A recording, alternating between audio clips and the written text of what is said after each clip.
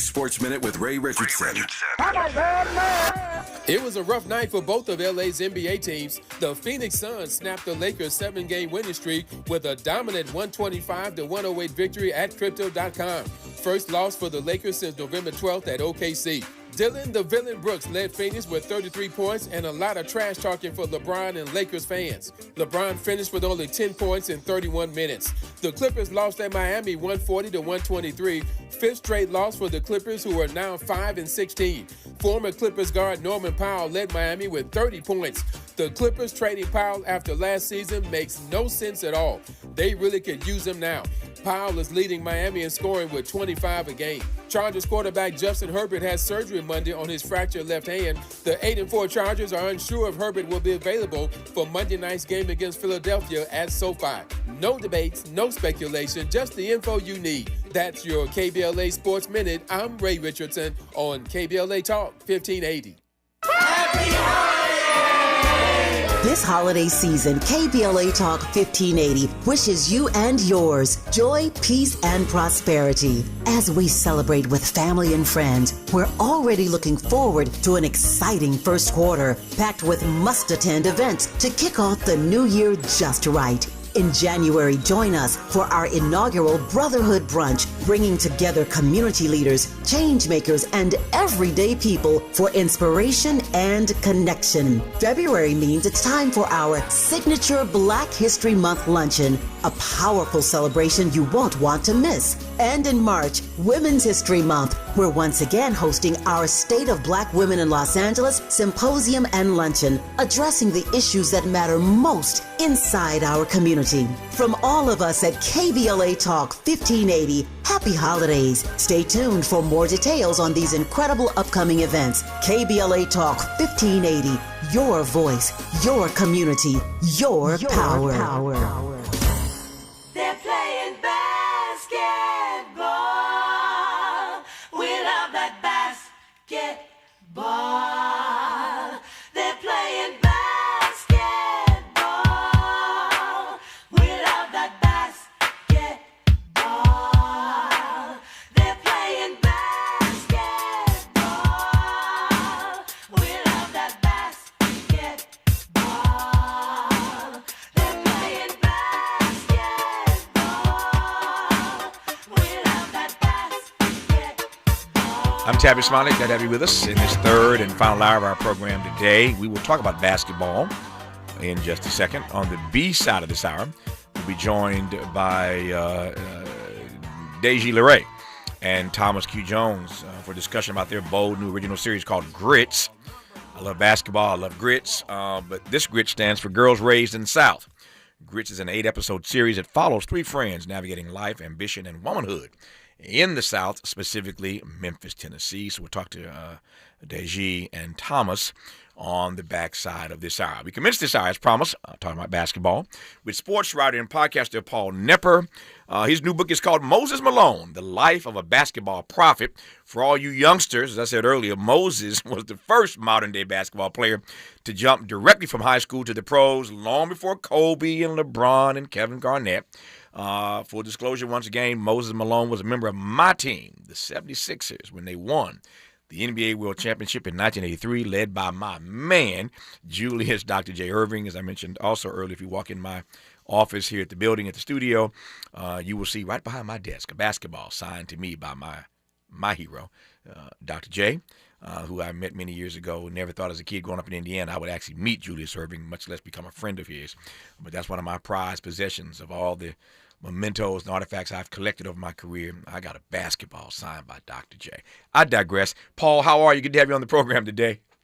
Hey, Tavis. Good to be on. I didn't know you were such a big Dr. J fan. Oh, man, that's my guy, man. As a matter of fact, I was just talking to Miles, my board op, and maybe I shouldn't say this publicly since I live in L.A., but I was a 76ers fan, growing up in Indiana. I grew up in the Midwest, and just fell in love with Julius Irving. And funny story here. One day, I was at the Kentucky Derby, and it just so happened. I'm not dropping names here. It just happened. I'm at the Kentucky Derby, and I'm hanging out with my guy Michael Jordan. So Jordan and I are at the Kentucky Derby. My first time at the Derby, And we walk in. I'm with Michael Jordan. We walk in, and everybody goes crazy, of course, when Michael Jordan walks into the Kentucky Derby. People everywhere, and so Jordan walks in, and everything just stops when the GOAT walks in. And I'm with Jordan, and there's all this energy and excitement around us, Paul. But I see way down at the end of the hallway, Julius Erving. Now, I'm with Jordan, but I leave Jordan in a heartbeat to start making my way to my hero down at the other end of this long hallway. I can see him because he's obviously a tall guy standing above the crowd. I see him in the distance, and I start walking toward Julius Erving. And as I got closer to him, I could see him mouth Tavis Smiley. And I mouthed, of course, Julius Erving. Now, I'm just all in my feelings now. I'm like, Dr. J knows who I am?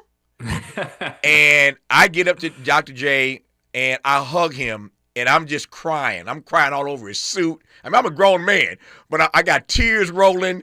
I'm hugging this guy like he's my mama or my daddy. I know he's thinking, what is wrong with this Negro? I know he's thinking there's something, what is the problem here? But I'm just embracing him because I had a number of childhood heroes. Hank Aaron was my hero in baseball. Ali, of course, the GOAT in the ring. I love Jim Brown on the football field. I love Wilma Rudolph in track, and I love Julius Erving on the basketball court. And so I grab him, and I hold him, and I squeeze him, and I'm just crying. And I finally pulled away, and he said, "Nice to meet you," and I just couldn't say anything. So the first time I met Julius Erving, I was so tongue-tied, I just couldn't say anything. And my tears just said it all. I turned around, and I walked away. Fast forward a few years, Julius writes his memoir, and his publicist asked, "Will he come? Can he come on the show?" It's my PBS show. I said, "Can he?" And so he finally comes to L.A. We meet, and the rest, as they say, is history. You know, I reminded him of that moment. He kind of remembered it. I'm glad he didn't in detail.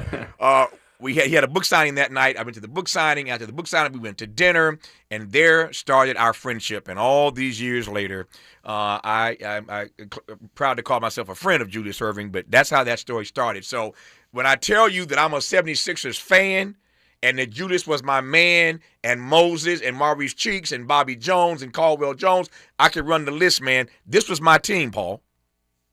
All right. That was my team. And so I was just thrilled to meet him, and more thrilled to know that you read this book about Moses. So tell me about Moses, how Moses got your attention in terms of writing a book about him. Yeah, I mean, the big thing, obviously, Tavis, based on your background and your fandom, you know about Moses, but he's one of the greatest players in the history of the game. Mm-hmm. He was a trailblazer, as you know, the first modern-day guy to go straight from high school to pros. He's on a short list there's only 9 guys in NBA history to win 3 or more MVP awards. Mm-hmm. He's one of them. Shaq didn't do it. Kobe didn't do it.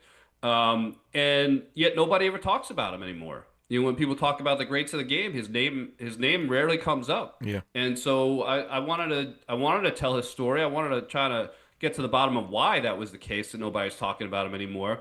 But also just to kind of tell his story, particularly for younger generations who didn't see him play and aren't hearing his name pop up alongside a lot of the all-time greats, and to kind of shed some light on what a great player he was. Yeah. It's not an everyday occurrence, of course, even today. But there are, I mentioned a few names. There are more players over time coming out of high school and going straight to the pros. But again, Moses is the first modern day guy to pull this off. Tell me about that part of the story. How did that happen? How did this guy? Well, hold on. I'm watching my clock. I'll get this response when we come forward. I don't want to give Paul 30 seconds to respond, but I'm fascinated by how Moses became that guy. Moses he ain't the first great basketball player, obviously, in the history of the NBA. But how did he become that guy where he went straight from high school to the pros? Again, we've seen LeBron, Kobe, and Garnett and others do it since then. But how and why Moses Malone all those years ago? That's the question for Paul Knepper. The book is called Moses Malone, The Life of a Basketball Prophet. More about the text when we come forward on Tavis Smiley. Generous listening. Charitable listening. It's why everybody wants to talk to Tavis. The conversation continues when we come forward.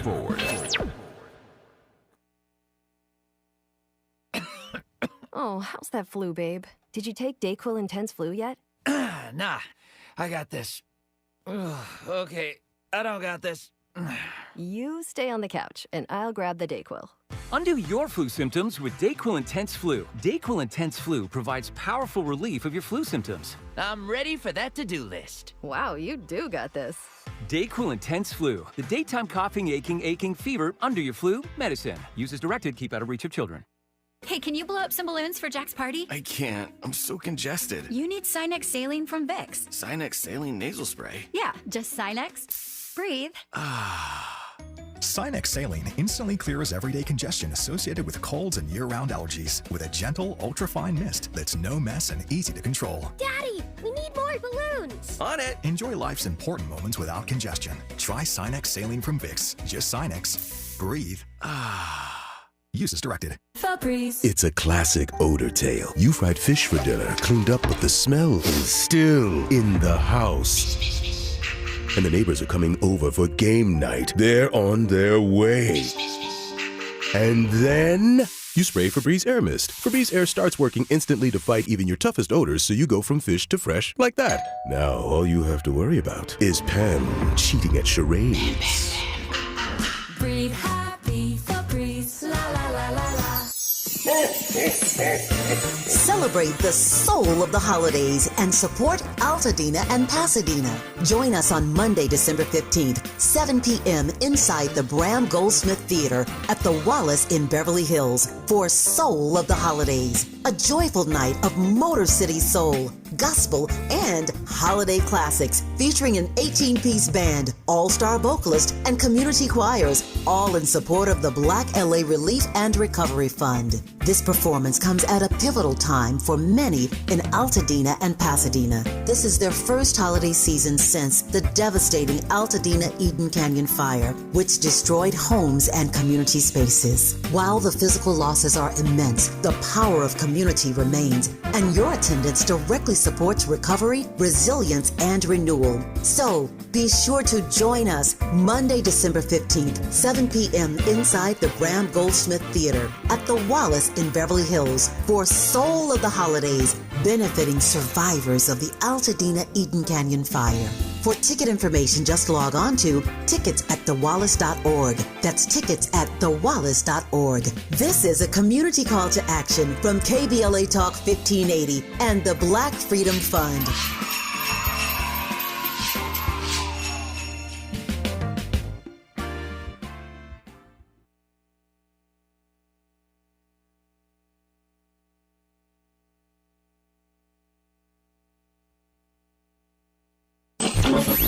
Freedom is an endless meeting. So let's get back to it with Tavis Smiley. That's Ryan Paul Knepper. The book is called Moses Malone, The Life of a Basketball Prophet. We established earlier in this conversation that Moses was the first modern-day player to go from high school straight to the pros. How did that happen way back when, Paul? Yeah, so, a lot of it was timing for Moses. For many years, the NBA had a 4-year rule.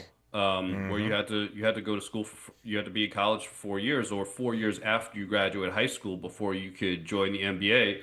And then they had a competitor called the ABA that started up in 1967, and the ABA was desperate for talent. They were struggling for survival, and so they looked to the college ranks, and they broke with the 4-year rule, and it started with the great Spencer Haywood.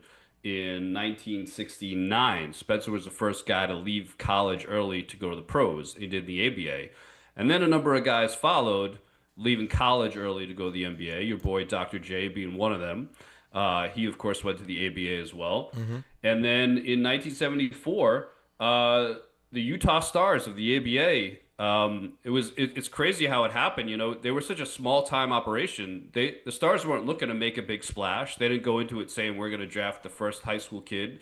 It was kind of in the third round, and their GM Vince Barilla had never even heard of Moses Malone, but another team's general manager told him the best kid in this draft, the best kid available is a high school kid named Moses Malone, and the Stars GM in the third round kind of said, "Oh, what the heck? Let's take a swing," and he drafted Moses, and it went from there. Yeah, tell me about his upbringing. I mean, this guy's a kid, and he gets drafted to play in the ABA. Give us a sense of his backstory, his growing up years. Yeah, I think the biggest thing that jumped out at me is Moses was extremely poor, extremely poor. I heard it. I spoke to a lot of coaches who recruited him out of high school.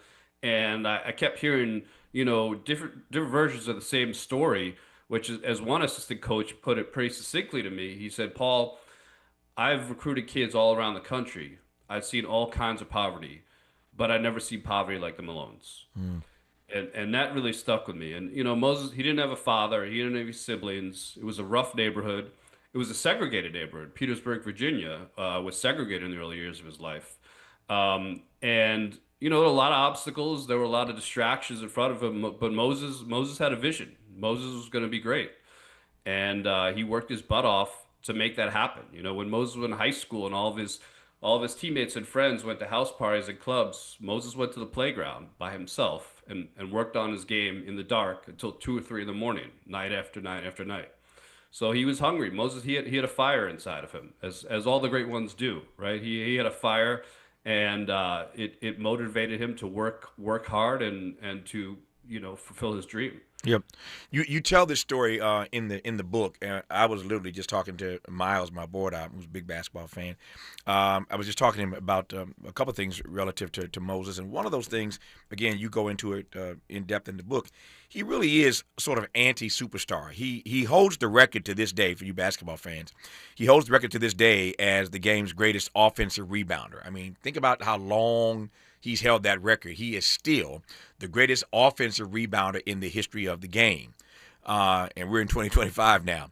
But he's an anti-superstar in the sense that he didn't really have a signature move. I mean, we think of Kareem in the skyhook. We think of other players and signature moves. He didn't have one of those.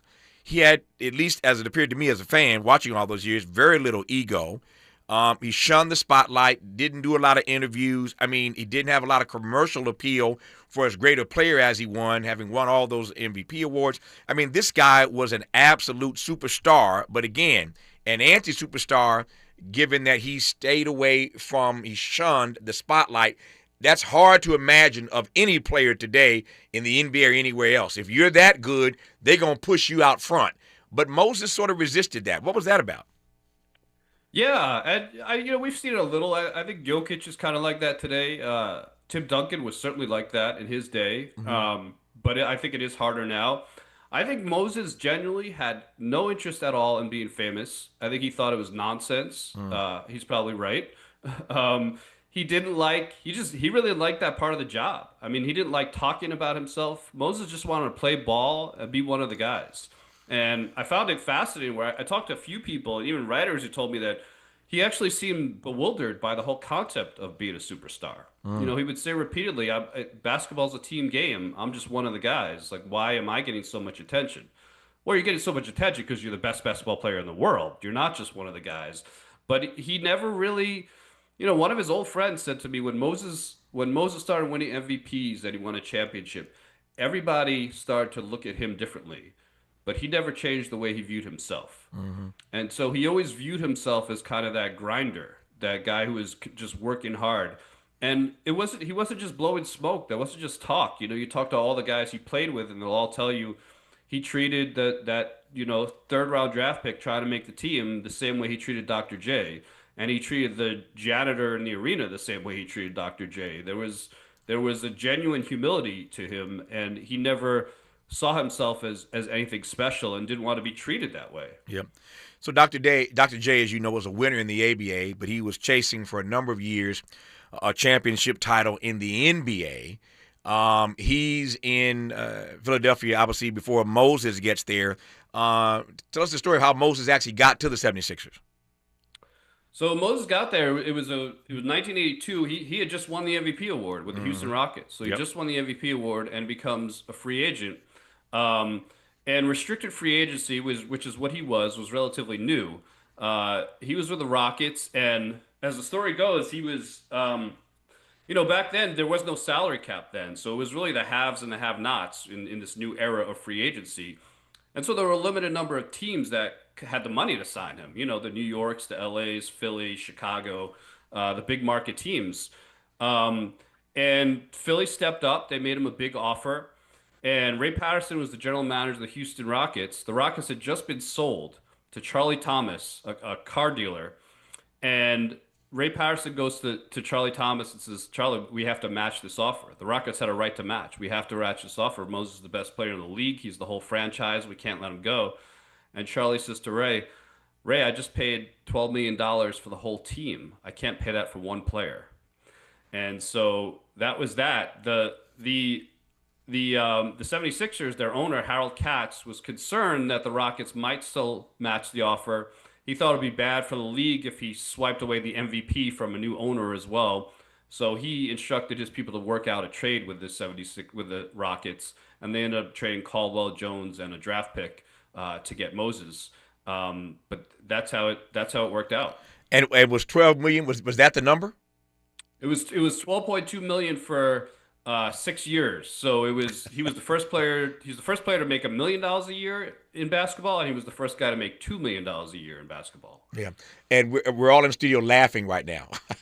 Yeah, I right. mean, so right. LeBron's making that like per game, right? Right. But 12.2 contract for 6 years. And not just that, and the salaries are crazy, but also Moses didn't have he talks about in 1980 Moses he left Adidas to go with Nike because Nike gave him a free tracksuit. That was the deal. Wow. It wasn't a $50 million shoe deal. It was no shoe deal. It was like, hey, we'll give you a warm-up suit if you come to Nike, and he went. So not just the player salary, but like LeBron, you talk about LeBron. LeBron signed a $90 million contract with Nike before he ever played a game in the NBA. Yeah.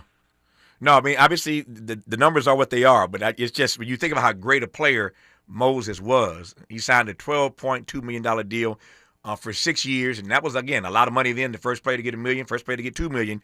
But you think about that in today's terms, man, there really is no comparison. The other thing about Moses that jumps out at me is that he was durable.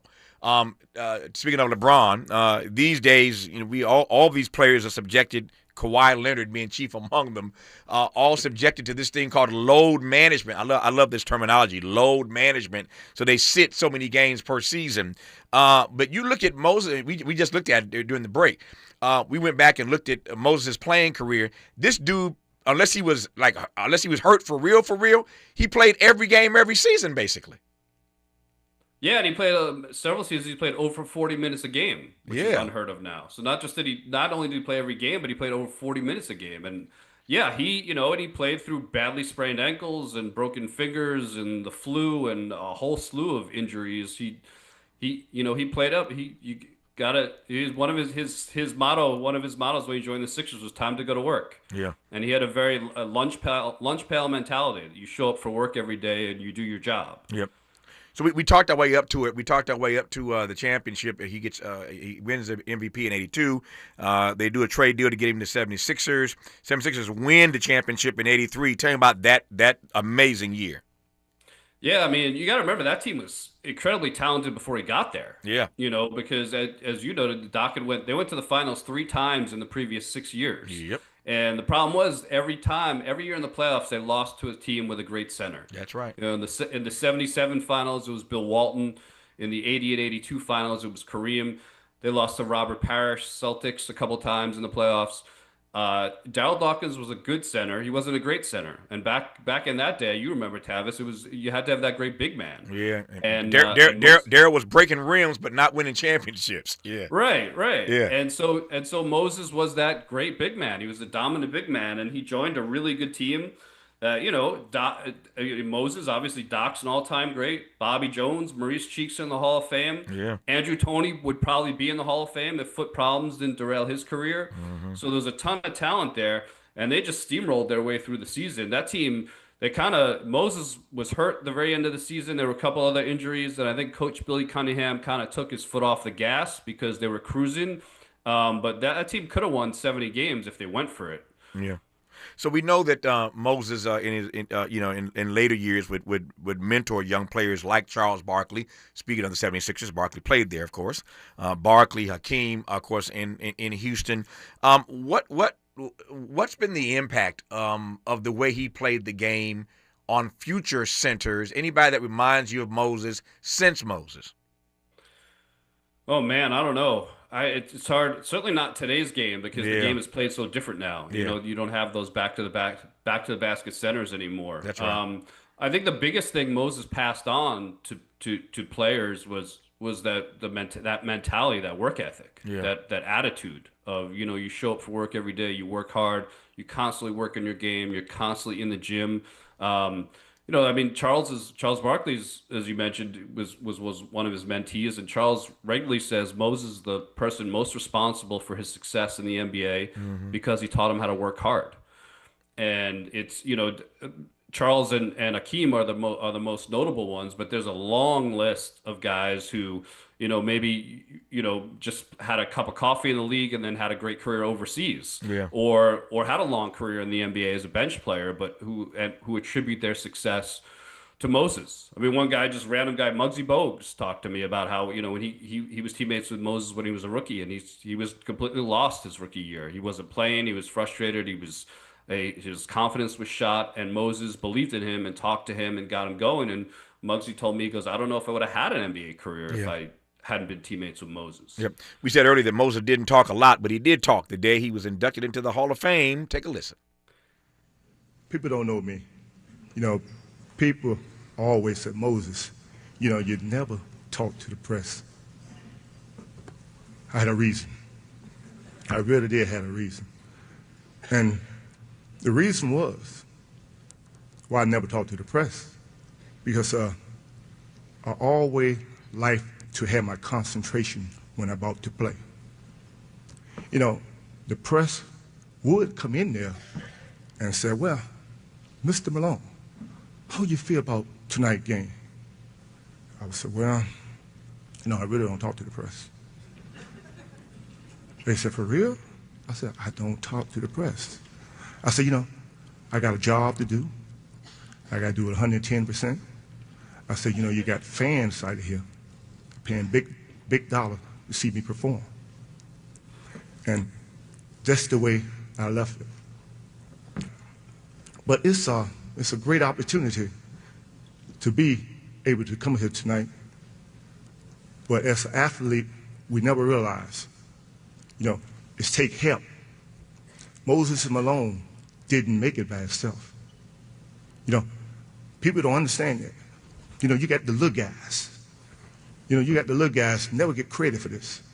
You always got the celebrity, Hall of Fame, NBA All-Star, but the guy that helped you get here needs some credit. Without the 1,000 players I played against, Moses Malone would not be here today. Because I need someone to give me the ball. Love that sense of humility. But I was laughing listening to that clip because you can't play in the NBA now and refuse to talk to the press, Paul. It's not an option these days. Yeah, you're right, and it's it's going back to how we started this conversation. I said people just don't talk about Moses very much anymore, and I think part of that is because he just the way he was covered. I talked to a lot of reporters who covered him, and they all told me we didn't really get to know him. Yeah. Some of them flat out disliked him. They found him rude, and I think that affected the way that he was covered back then. And I think it's affected the way he's remembered and covered now because he was so gruff with the media. Nope, the media in many respects has the last word oftentimes, but the numbers don't lie. He is in the Hall of Fame, and the NBA season is in full effect right about now. One of the greats to ever play the game is a guy named Moses Malone, and the book is called Moses Malone, The Life of Basketball Prophet, written by Paul Knepper. Paul, thanks for the book. Thanks for the conversation. Enjoy the rest of your day, sir. Thanks for having me, Tavis. My pleasure. More of Tavis Smiley when we come forward. Why does Tavis say when we come forward? Because he's not going back. And you don't have to go back either. Forward ever, backward never. More of Tavis Smiley when we come forward.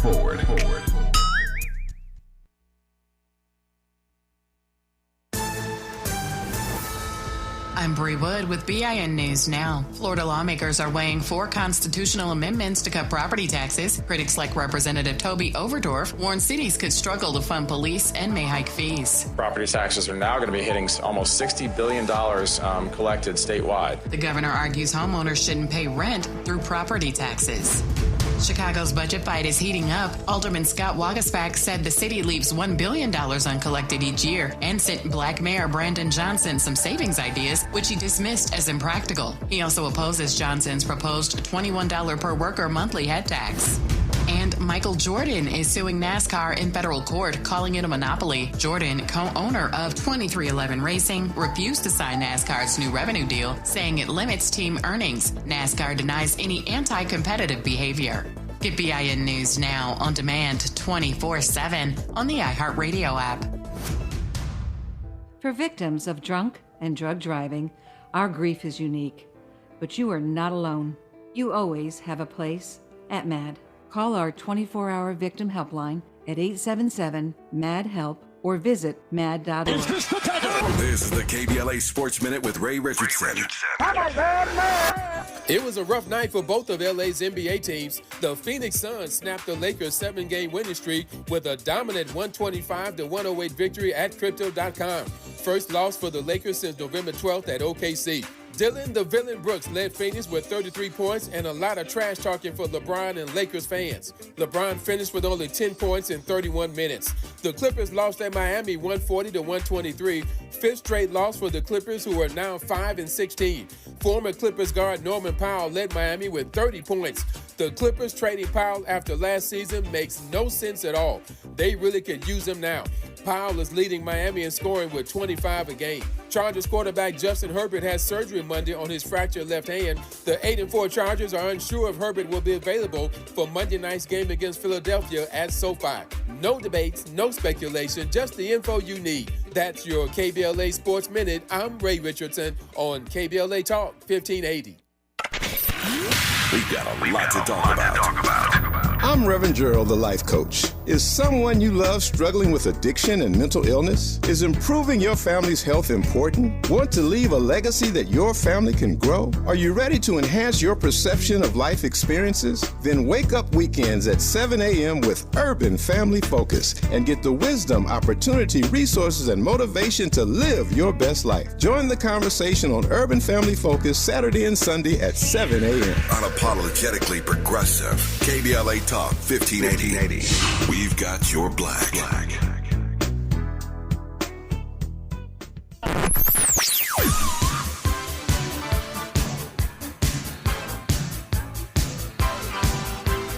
This is KBLA Talk 1580. Talk radio. That's music to your ears. We're unapologetically progressive. KBLA Talk 1580. Right now, there are young people across the world facing a tough choice: continue their dream of education or drop out to help their family put food on the table. You can help change their future in a single moment. See how far your support can go at unbound.org. Paid for by government.com. Did you know the United States Mint has issued a new Morgan silver dollar coin in proof condition for the first time? Not only that, they are also minted in 99.9% pure silver for the first time ever in history. Coin experts are calling this an amazing opportunity for anyone that knows the enduring popularity of Morgans. But you must hurry. Only 400,000 of these legal tender silver dollars were issued. These first ever Morgan silver dollars are brand new with stunning mirror-like finish, minted by the iconic San Francisco Mint. Call now and you're guaranteed a new first ever 99.9% pure silver proof Morgan dollar. To learn more, call 1-800-973-9717. If you order now, you will receive a free coin collector bonus pack, a $25 value, free with every order. Call 1-800-973-9717 now to secure your new Morgan silver dollars before they are gone. That's 1-800-973-9717. Oh, how's that flu, babe? Did you take DayQuil Intense Flu yet? Nah, I got this. Ugh, okay, I don't got this. You stay on the couch, and I'll grab the DayQuil. Undo your flu symptoms with DayQuil Intense Flu. DayQuil Intense Flu provides powerful relief of your flu symptoms. I'm ready for that to-do list. Wow, you do got this. DayQuil Intense Flu. The daytime coughing, aching, fever, under your flu medicine. Use as directed. Keep out of reach of children. Hey, can you blow up some balloons for Jack's party? I can't. I'm so congested. You need Sinex Saline from Vicks. Sinex Saline Nasal Spray? Yeah, just Sinex. Breathe. Sinex Saline instantly clears everyday congestion associated with colds and year-round allergies with a gentle, ultra-fine mist that's no mess and easy to control. Daddy, we need more balloons. On it. Enjoy life's important moments without congestion. Try Sinex Saline from Vicks. Just Sinex. Breathe. Use as directed. Sometimes he fails at fitting in, but we're okay with that. You're inside the Tavis Smiley Show. You are indeed. Deji Laray is creator and executive producer of the all-black TV series Grits. Not those grits. This stands for Girls Raised in the South. It's an 8-episode series. Let me give you the trailer first before I start our conversation. Here's a trailer for Grits. Remember when y'all used to spend the night over my house when we were kids? We would pretend to be Destiny's Child. You let me be Beyonce like one time. Yeah. Friday night at the rinks. Game is your life. We all in this together. We from the gutter, born and raised. I want to see the world. What's her for us? Home is her. Here's some more sweet tea for y'all. These what are two things you're good at? Doing her and skating. Really trying to push this modeling thing. We got a daughter. So I can't chase my dreams no more? My grandpa been taking care of me his whole life. I just want to return the favor. Bad money ain't always good money. They hosting a skate competition. First place is $50,000. We gonna practice and we gonna get you right. Where is Fran? All we gotta do is believe in ourselves. You can stop me from reaching the top. I gotta make it. This could be our way out. Hell yeah. Deji, it's been too long. How are you, sir? I'm doing great, Tavis. How are you? Man, you know me. If I complained, I'd be an ingrate. I'm doing okay, and always honored to be in conversation with you. Tell me about this series, Grits. Man, well, first and foremost, I promise that there's visuals to go away with that, go along with that audio. I promise. No, trust me. I'm looking. You'll appreciate this. So I'm sitting in the studio, but I'm looking through a glass at my board out Miles, and I can tell that the visual must be really exciting because I can see his face light up as he was playing the audio for the audience, but he's watching the visual on his screen. So I can I can concur. The visual must be pretty nice. And I think, there's a general consensus that we did a really great job at capturing just the aesthetic of the South, right? Just the colors. We have a really, really great cinematographer, for this show. It's a beautifully shot show, really warm color tones. Those are the things I get excited for as a filmmaker. I know that, some of the audience may appreciate that, but in terms of the story, GRITS is a popular Southern acronym that stands for Girls Raised in the South. And it's a show about 3 young, ambitious, bold women. We have Keisha, we have Ty, we have Frances. They grew up together in Memphis. They're best friends, and they're just basically working towards the next chapter in their lives. They're finding themselves. They're overcoming adversity, finding their purpose in an environment that can be unforgiving, which is Memphis. But of course, Memphis is a beautiful place. It has a whole lot of vibrancy and character, and we focus on that and highlight that on the show as well. But the show is edgy.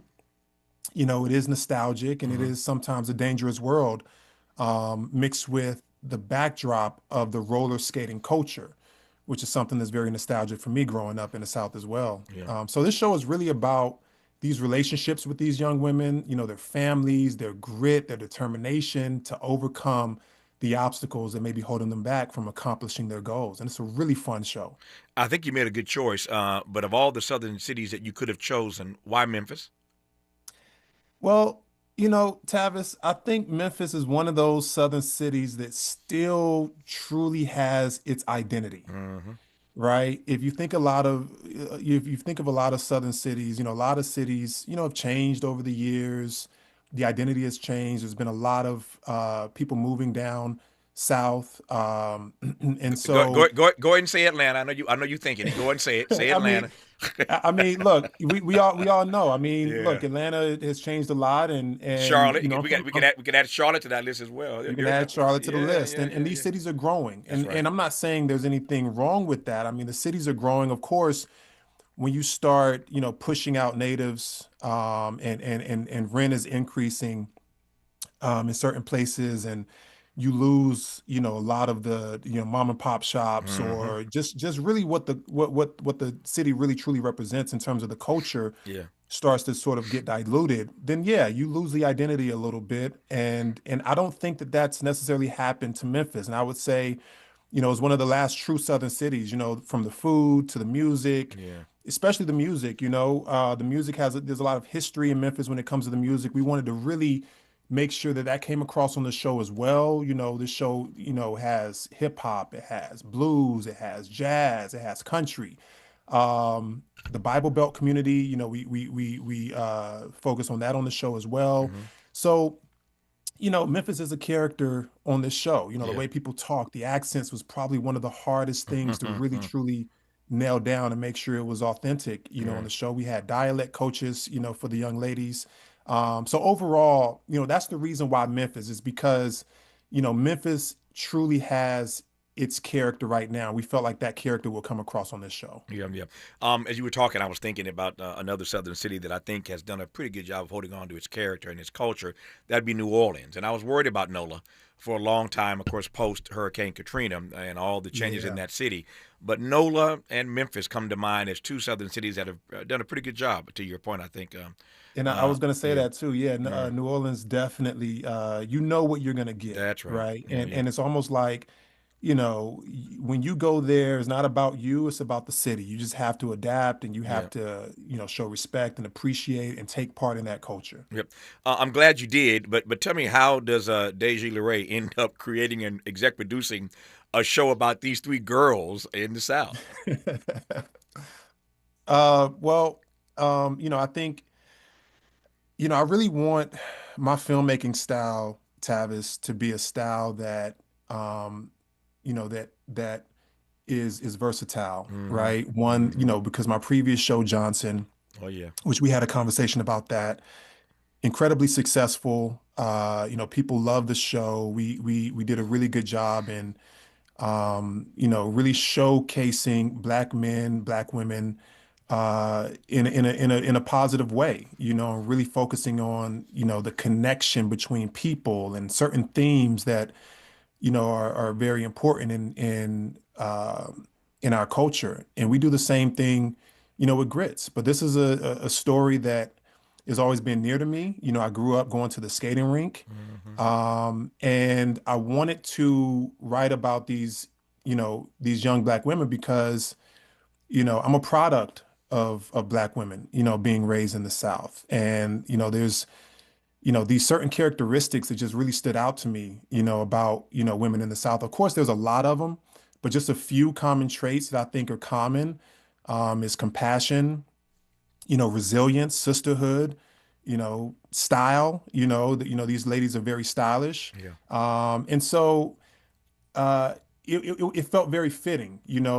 Girls Raised in the South was a popular acronym, back in the 90s that, we used to say. And I just wanted to really showcase vulnerability and show that I can kind of write for anybody. And when you write for anybody, whether it's men, whether it's women, you really start with the humanity, right? You start with the humanity of the characters and what the characters want and what's their desire and what's their objective, because those are universal themes, So, I'm just very inspired. And, if you look at my catalog of projects, I think, I'm just inspired by Black women in general, whether it's this particular story or another one. And myself and Thomas Q. Jones as my producing partner, most of our projects do have Black women as the lead. It's just something that I feel like we need to just have more roles for Black women that are complex, right? That show really great character arcs for Black men and Black women. So this is just one of many projects that I have that I was able to get it produced, and we have many more to come after this. When we come forward with Deji Laray, I want to talk about humanity. I've said many times, you've likely heard on this program, that at our best, all of us who are content creators should be certainly trying to advance work that allows the listener, the viewer, the reader to situate their humanity in the story that we're telling, in the work and witness that we are engaged in. If everyday people cannot situate their humanity in your work, your witness, your characters, then you've missed out. And so I'm anxious to know how Deji thinks that viewers, women around the country watching this who may not have been a girl raised in the South, can situate their humanity in the humanity of these three characters. We'll let him opine on that when we come forward. Before I do that, though, he mentioned Johnson, and it just hit me. I hadn't even thought about this, but we are playing a promo, Deji, here on, not even a promo, it's a remembrance. But it was just a year ago this week that we lost our colleague, our friend, our sister, Robin Ayers. And it just turns out that Robin Ayers, speaking of Johnson, was the person who would interview the cast every week after the episode of Johnson aired on the network, Bounce, as I recall. If I'm wrong, Deji will correct me when we come forward. I think it was on the Bounce Network where that show Johnson aired. But Robin was a colleague here at our station in Los Angeles. She was the person who you saw interviewing the cast every week when each episode would end. We lost her a year ago this week, and so we are remembering Robin Ayers. Hope, agency, dignity. This is Tavis Smiley. Can you dig it? Come on!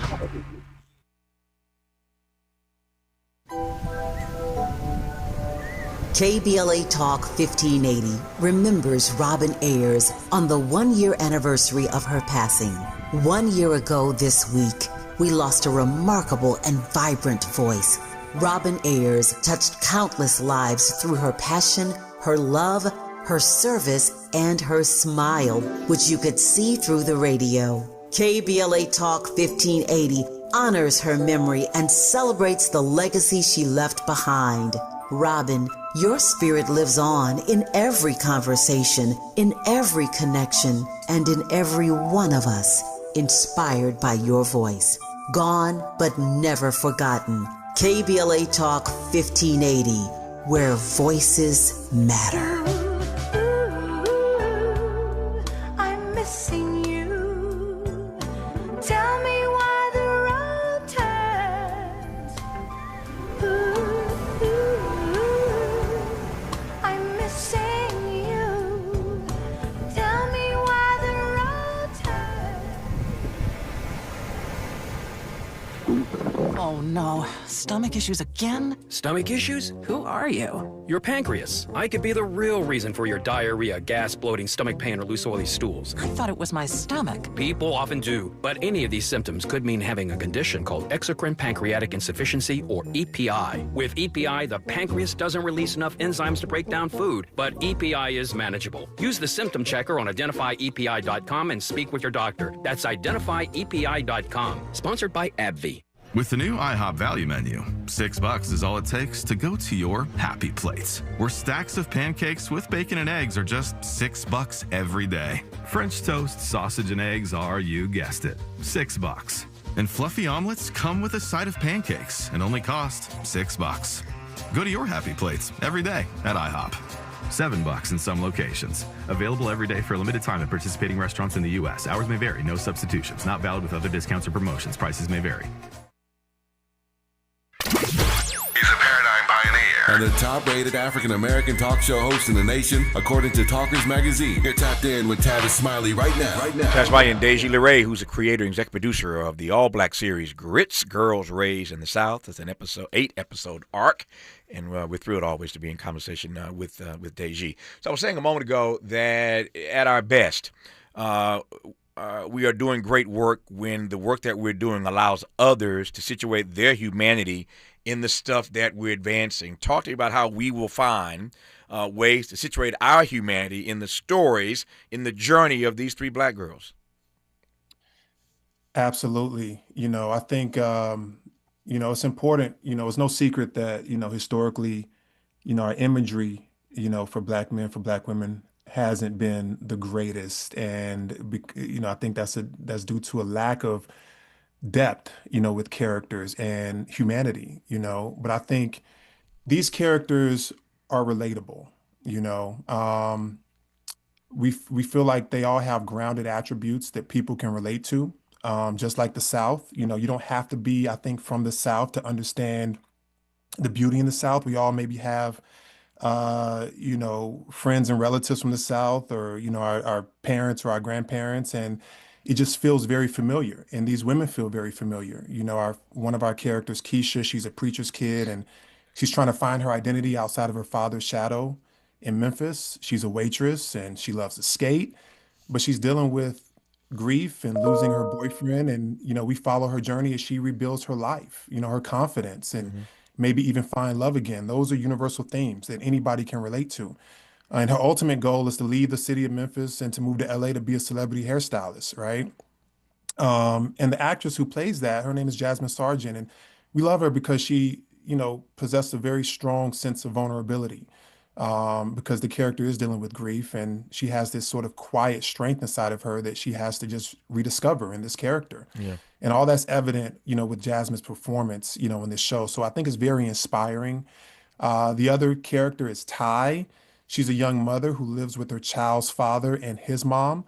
And she's facing a lot of judgment for her decisions on how she parents, and her relationship with the grandmother is rocky, to say the least. And, you know, she's in nursing school, but she really wants to be a model. She's always dreamt of doing, you know, something bigger. But the battle for her is, you know, when is the right time to stop following your dreams and focus on a more stable option for her and her daughter.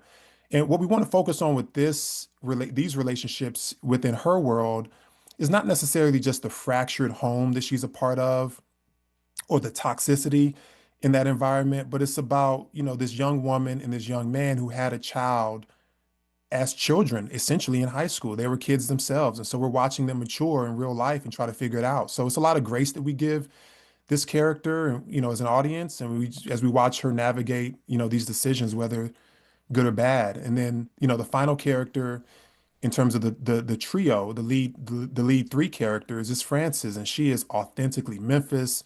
She lives with her grandfather, who she loves dearly. She doesn't have a great relationship with her brother. She feels like he went to law school and completely forgot about him. But she loves to cook. She wants to be a chef. And, you know, her grandfather is close to losing her childhood home. So she will potentially resort to less than legal methods to try and save the house. And this is going to jeopardize their relationship. So their sisterhood is going to be definitely on a stress test, you know, throughout season 1. But yeah, you may not talk like Keisha, but you may have the same drive or passion that she has. You may not resort to criminal activities like Frances, but you possess similar love and protection over your best friends the same way that she does, or you may have the same sort of relationship with your grandparents. So the goal was to make all of these women very relatable, vulnerable, real, and honest. And I think that's where the true humanity lies. It's an 8-episode series on ALLBLK, and we are pleased to be in conversation right now with the producer and creator of the series. It's called G.R.I.T.S, Girls Raised in the South. Our remaining moments with Deji Laray when we come forward on Tavis Smiley. What's your quarrel with the world? You're listening to Tavis Smiley. Hey there, Los Angeles. This is James Lucky Jr., publisher and editor of Los Angeles News Observer. Are you hungry for news that matters to you in the African-American communities of Los Angeles? Well, buckle up, because we got the scoop you've been craving. Stay in the know and never miss a beat with our free weekly publications conveniently available near you. Or hop on the digital wave and become an exclusive subscriber at OGNSC.com. Don't forget to join the party on Instagram and Twitter at OGNSCINC for behind-the-scenes access and sizzling updates. No more FOMO. Let's stay informed, connected, and empowered together. Nearly 7 million Americans aged 65 and older are living with Alzheimer's disease, or AD. But did you know that Black adults aged 65 and older are twice as likely as white adults to develop AD? You may be able to reduce your risk by managing conditions like diabetes and high blood pressure, being physically active, eating healthy, and exercising your mind. To learn more about AD, the importance of early diagnosis and intervention, and a potential treatment option, visit treatallzearly.com. That's treatallzearly.com. This message is brought to you by AZI.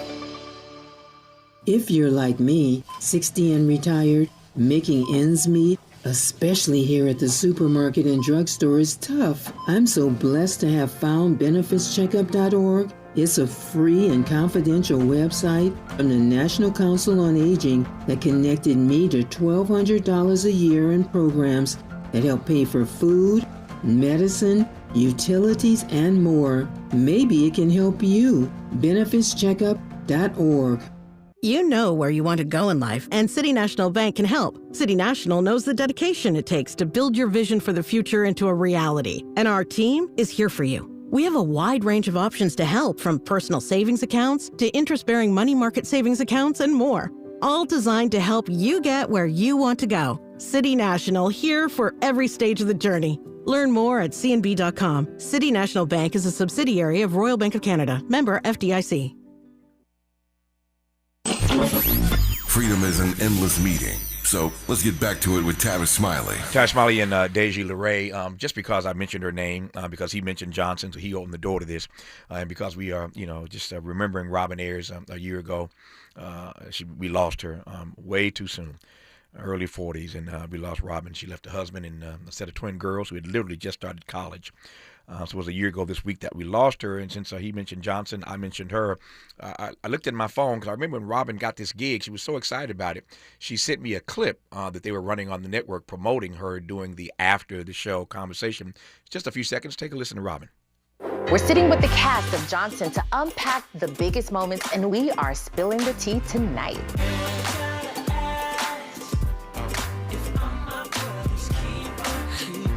We're going to dig in. Sundays, 8:30, 7:30 Central. Follow us on our social media platforms at Bounce TV to tune in and join the conversation. Johnson had a great run on Bounce, Deji, a great run, and Robin was just so thrilled when she got the gig to be the person to talk to y'all after each show every week. Robin, I love Robin. I miss Robin, Tavis, and she was a huge champion for the show. A very integral part of the show's success, in my opinion. I think, it's not just about what people are watching on television, it's the conversation around the show.